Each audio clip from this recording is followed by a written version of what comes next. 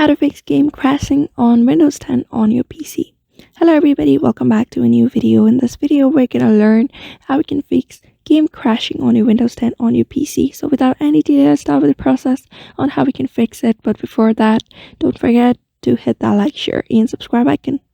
So if you're having that issue of your games crashing on your Windows 10, when you're trying to open up a game, it crashes. So if you're wondering how you can fix it, these are the process you may follow in order to fix them.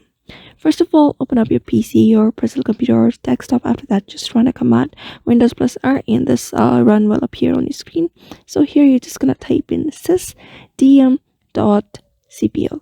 Just type in that, select that. After that, click on OK. And after clicking OK, this will appear on your screen. So you're just gonna look up for the advanced under system properties. After that, you're gonna go to the settings of this performance. Just click on it and you're gonna look up for this option called adjust the base performance there. After that, simply click on OK and wait for the changes of the performance to be applied onto your personal computer. Just wait for it to be done. It may take a while for it to load. After that, just close it up and open up a task manager. For that, you may just right click and open up a task manager. After opening up a task manager, it will appear on your screen.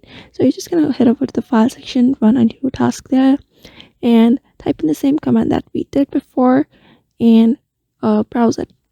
After that, it will you just need to head over to the local disk and go to the Windows. After going to the Windows, just look up for the System32 Ontario file manager and double click on it.